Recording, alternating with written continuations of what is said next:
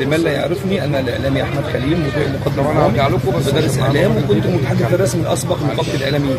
انا عامل الفيديو ده بقول كل سنه وانت طيب لكابتن مصطفى مجالس، وهو عامل سيستم جديد، يعني عامل حاجه كده لسيرفيس سكيورتي او سكيورتي سيرفيس للخدمات الامنيه، وبشوفه يعني كان بيامن حفلات لينا يمكن نعرف بعض من 15 سنه، سواء للضيافه الجويه او لغيرها او للحفلات الكبيره في مصر، وعلاقته بالفنانين علاقه طيبه، كما شارك في العديد من الاعمال الفنيه اللي مش متابع صفحته. انا عارف في ناس كتير منكم بيبقى عارفين الكلام ده.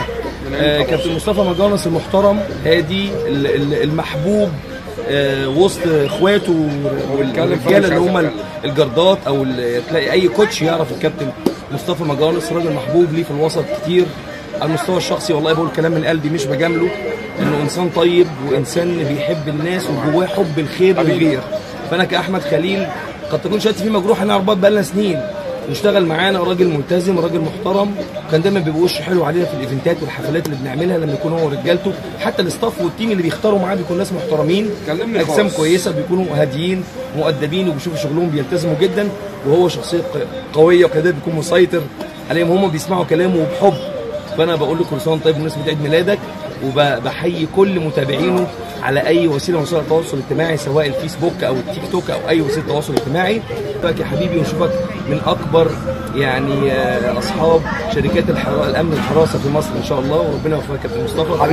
حبيبي يا زحمه، حبيبي شكرا يا فندم. حبيبي يا باشا، معلمك اداهم حبيب قلبي على راسي والله. ليا الشرف الاعلام المعروف احمد خليل كان ليا الشرف، مش ينفع اقطع كلامه.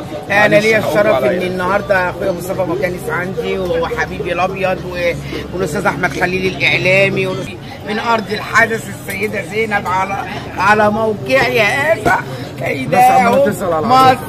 حبيبي استاذ احمد خليل، عايز اقول استاذ احمد خليل عشره عمري بامانه الله، عشره عمر، شخصيه محترمه، الاعلام المحترم بالزياده. استاذ احمد خليل معلمه كيداهم اختي حبيبي، ماشي، شخصيه محترمه معلمه كيداهم حبيبي، واخويا وحبيبي المعلم فهد الابيض. حبيبي يا كوتش، حبيبي يا كوتش.